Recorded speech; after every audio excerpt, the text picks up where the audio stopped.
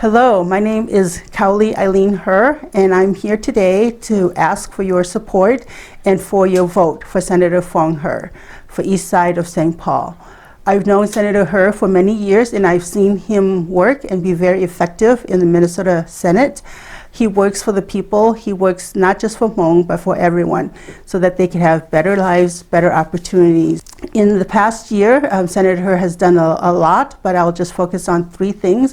One, he's really been a voice and a leader for economic development and capital investment of the east side of St. Paul.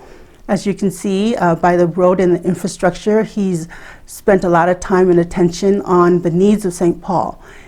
Second, he's been a leading voice for education and equality and reducing the achievement gap for Asian American students, particularly refugee, Hmong, Lao, Karen, new arrivals in America. He's been really focusing on them and their needs. And then the third has really been on the COVID recovery economic funds. I think he's been a leading voice to advocate for small businesses and to really say that during this time they've suffered a lot and that they need assistance and they need help. And so he's been a leading voice on getting them the help that they need. So I really ask Hmong community members to please go out and please vote November 3rd for Senator Foung.